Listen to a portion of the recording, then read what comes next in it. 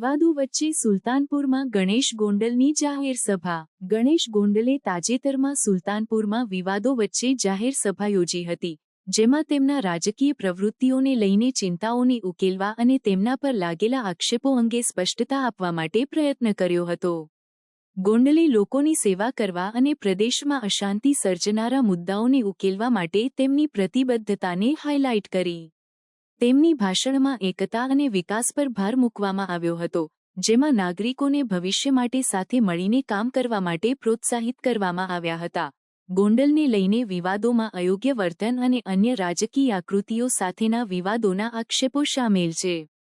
આ પડકારો છતાં ગોંડલે તેમના વલણને જાળવી રાખ્યું છે। દાવો કર્યો છે કે આ આક્ષેપો રાજકીય પ્રેરિત છે। તેમણે જનતાને ખાતરી આપી કે તેઓ શાસનમાં ન્યાય અને પારદર્શિતાને પ્રોત્સાહન આપવા માટે લડત ચાલુ રાખશે। તેમના સમર્થકોએ તેમની પાછળ મજબૂત રીતે ઊભા રહીને સમુદાય માટેના તેમના યોગદાનને હાઇલાઇટ કર્યું છે। જાહેર સભાએ સુલતાનપુરના વિકાસ માટે ગોંડલના દૃષ્ટિકોણને રેખાંકિત કરવા માટેના મંચ તરીકે પણ સેવા આપી। તેમણે માળખાકીય સુધારણા, શિક્ષણ અને આરોગ્ય માટેની યોજનાઓ પર ચર્ચા કરી, સમાજના હાશિએ પર રહેલા વિભાગોની જરૂરિયાતોને પ્રાથમિકતા આપવા માટે વચન આપ્યું। ઓનગોઈંગ વિવાદોને કારણે કેટલાક લોકો તેમના પહેલાને પ્રશંસા કરી છે, જ્યારે કેટલાક લોકો શંકાસ્પદ રહ્યા છે। આ ઘટના રાજકારણમાં નેતૃત્વ અને જવાબદારીની ભૂમિકા અંગે ચર્ચાઓ શરૂ કરે છે। જનતાના ચિંતાઓને ઉકેલવા અને તેમની સાથે જોડાવા માટે ગોંડલના પ્રયાસો તેમના પડકારોને દૂર કરવા અને નાગરિકોમાં વિશ્વાસ બનાવવામાં તેમની નિશ્ચિતતાને દર્શાવે છે।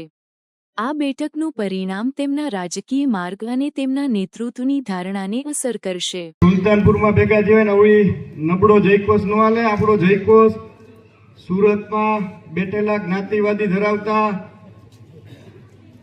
કીડાઓના કાન સુધી પહોંચવો જોઈએ। એટલે પૂરા તાકાતથી બે હાથ ઊંચા કરીને ભારત માતા કી હવે બરાબર જો સુલતાનપુર ખાતે આયોજિત જન આક્રોશ સભામાં ઉપસ્થિત મંચ ઉપર તમામ મારા વડીલો, મીટિંગની અંદર ઉપસ્થિત તમામ માતાઓ, બહેનો, વડીલોને મારા યુવાન ભાઈઓના ચરણોમાં મારા વંદન। ખાસ કરીને આજની મીટિંગની અંદર ઘણી બધી ચર્ચાઓ મારા અગાઉના વક્તાઓ અને વડીલોએ કરી, પણ હું આ મીટિંગની અંદર આજ કંઈક અલગ ને વિશેષ ચર્ચા કરવા માંગુ છું। હાલ જે ગોંડલને અને ગોંડલ તાલુકાને બદનામ કરવા માટે થઈ જે રીતે ગોંડલથી 500 કિલોમીટર, ગોંડલથી 200 કિલોમીટર દૂર બેઠા બેઠા અમુક હલકી માનસિકતા ધરાવતા વિઘ્ન સંતોષીઓ લોકો અને જ્ઞાતિવાદી માનસિકતા ધરાવતા કીડાઓ જે રીતે ગોંડલને ગોંડલ તાલુકાને બદનામ કરે છે, એને આ મંચ ઉપરથી ને સુલતાનપુરની ધરતી ઉપરથી અમુક વાતો કરવા માટે હું અહીંયા આવેલો છું। આપણે બધે જાણી છીએ કે ભાઈ જે રીતે લગભગ મહિના દિવસ પહેલા ગોંડલની અંદર એક બનાવ બનેલો હતો, પાટીદાર સમાજના દીકરાનો ને એક દરબાર સમાજના દીકરાનો। ત્યારબાદ ઘણા બધા સંમેલનો, સભાઓ, નિવેદનો કરવામાં આવેલા હતા। એ ઘટનાને લઈ અને લગભગ 3-4 દિવસથી ભૂતકાળમાં અમે બધાય પાટીદાર સમાજના આગેવાનો, ક્ષત્રિય સમાજના આગેવાનોથી માંડીને બે દીકરાના પરિવારના લોકો આ એક વાતને ખૂબ સારી રીતે પૂર્ણ વિરામ કરવા માટે માંગતા હતા અને બધાના મહેનતથી અને લોકોની ને બે સમાજની લાગણીથી આનું એક સુખદ નિરાકરણ આવ્યું, આનો એક સુખદ અંત આવ્યો। તો હું તમને અહીંથી પૂછવા માંગુ છું કે ભાઈ આજે સુખદ સમાધાન બે જ્ઞાતિ વચ્ચે થયું, એ બરાબર થયું કે ખોટું થયું? એવી રીતે નહીં, બે હાથ ઊંચા કરીને ભાઈ બરાબર થયું કે ખોટું થયું? ત્યારબાદ સંયુક્ત પ્રેસ કોન્ફરન્સ કરવામાં આવી। એની અંદર આપણા જિલ્લા ભાજપના પ્રમુખને લેવા પટેલ સમાજના યુવા આગેવાન અલ્પેશભાઈ ઢોલરિયાએ જે રીતે નિવેદનો આપ્યા અને અલ્પેશભાઈના નિવેદન બાદ જે રીતે વિઘ્ન સંતોષી લોકો દ્વારા અને હલકી માનસિકતા ધરાવતા લોકો દ્વારા જે રીતે અલ્પેશભાઈ ઢોલરિયા માથે ટીકા ટિપ્પણી કરવામાં આવી, ત્યાં લગી આપણને કોઈ જાતનો વાંધો નથી। અલ્પેશભાઈ ઢોલરિયા કોઈ રામજી મંદિરના પૂજારી નથી, રાજકારણ કરે છે તો સ્વાભાવિક છે કે ભાઈ એને પાડી દેવા માટે થઈ કોઈ લોબી કામ કરતી હોય, એ એક બહુ સ્વાભાવિક વાત છે। ત્યાં લગી અમને કોઈને દુઃખ નહોતું, પણ આજ ખૂબ હૃદયના ભાવથી ને દુઃખ સાથે કહેવું પડે કે જ્યારે અલ્પેશ ઢોલરિયાને એક બાજુ મૂકીને અલ્પેશ ઢોલરિયાના પરિવારને, અલ્પેશ ઢોલરિયાના દીકરી લગી એ લોકોએ વાત પહોંચાડી, આપણા માટે ખૂબ શરમજનક ને દુઃખની વાત છે.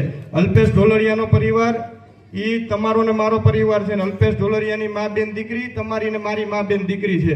તો આપણે બધા, હું તમને આ જાહેર મંચની ઉપરથી પૂછવા માંગુ છું કે ભાઈ, આવી હલકી માનસિકતા ધરાવતા લોકો આજ અલ્પેશ ઢોલરિયાના ઘર લગી પહોંચ્યા, કાલ બીજા કોઈના ઘર લગી ગોંડલ તાલુકામાં પહોંચે તો આપણે એમને બેઠું રહેવાનું છે? બે હાથ ઊંચા કરીને એમને બેઠું રહેવાનું છે? એને જવાબ આપવો જરૂરી છે? એને તાકાતથી જવાબ આપવો છે? તો તમારા માધ્યમથી આજની સભામાં હું એ લોકોને જવાબ આપું છું કે ભાઈ, અલ્પેશ ઢોલરિયા ગોંડલનો દીકરો છે, લેવા પટેલ સમાજનો દીકરો છે. અલ્પેશ ઢોલરિયાએ ભૂતકાળની અંદર ગોંડલના 18 વર્ષના લોકોને રાખીને એને ખૂબ સારા એવા કાર્યો કરેલા છે. એના બધાને આપણે સૌ સાક્ષી છીએ. બીજું કે આ બાબતને લઈ અને લગભગ ઘણા સમયથી એક તો અલ્પેશ કથિરિયા જે રીતે બેફામ નિવેદન આપે છે, તો એને હું જાહેર મંચ ઉપરથી સુલતાનપુરની ધરતી ઉપરથી કહેવા માંગુ છું કે ભાઈ, તારી ઉપર 14 પાટીદાર સમાજના દીકરાના મૃત્યુના આરોપની પાપના પોટલા છે, એ પેલા ધોઈ નાખ, સારા કર્મ કરી નાખ, પછી ગોંડલની ધરતી તારી રાહ જોવે. બીજો મેહુલ બોગરાને તમે બધા મિત્રો ઓળખતા હશો, વડીલો અને માતાઓ બહેનો બધા એના વિડીયો જોયેલા હશે. મેહુલ બોગરાનું કામ જ્યાં શાંતિ હોય ને અશાંતિ સ્થાપવાનું કામ છે. આપણે બધા એના સાક્ષી છીએ. જે રીતે ગુજરાત પોલીસ રાજ્યની સેવા અને રાજ્યની ચિંતા કરે છે, જે રીતે પોલીસના જવાનો એના પરિવારની ચિંતા મૂકી અને આપણા સૌની ચિંતા કરે છે, એની વચ્ચે પડીને એને પોલીસ તંત્રને કઈ રીતે બદનામ કરવું, એના વિડીયો અનેક તમે મિત્રો જોયેલા હશે સોશિયલ મીડિયાના માધ્યમથી.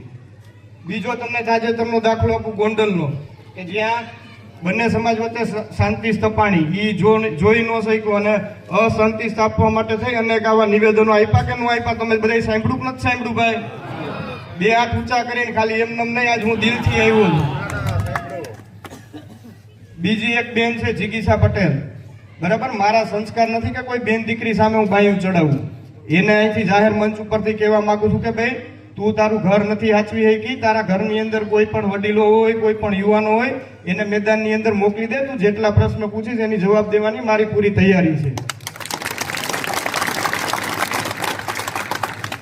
અને આવા વિઘ્નો સંતોષીઓ લોકોને આવી ટોળકીને કહેવા માંગુ છું, યુદ્ધ થકી કોઈ દી કોઈનું કલ્યાણ થાય? યુદ્ધ થકી કોઈ દી કોઈનું કલ્યાણ થાય? પણ આ ટોળકીને કદાચ યુદ્ધ કરીને કલ્યાણ કરાવવું હોય તો હું ને અલ્પેશ ઢોલરિયા બે ગોંડલમાં જ રહી છીએ. મારું મકાન આશાપુરા મેઇન રોડ પર ગીતા વિલા અક્ષરધામ સોસાયટીમાં હું રહું છું. મારી ગાડી તમને રાતે 2 વાગે આપણા ગોંડલના ગ્રામ્ય વિસ્તારની અંદર જોવા મળે, અને બપોરે 12 વાગે મારી ગાડી ગોંડલની અંદર આપણા તાલુકાની અંદર જોવા મળે. માનું ધાવણ ધાવ્યા હોય ને મરદના દીકરા હોય ને તો આડા આવી જાજો.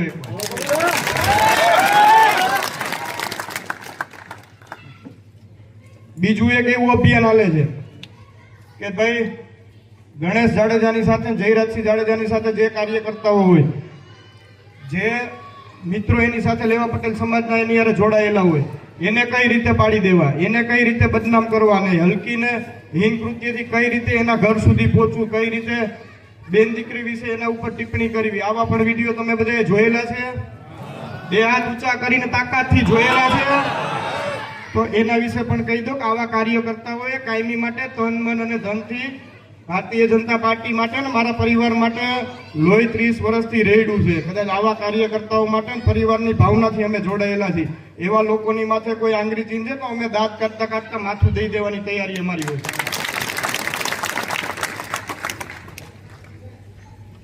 બીજું કે ભાઈ, એને પણ અહીંથી જાહેર મંચની અંદરથી આવી ટીકા ટિપ્પણી કરીને વિડીયો ગેમની રમત રમતા હોય, 200-300 કિલોમીટર દૂરથી વિડીયો મૂકે.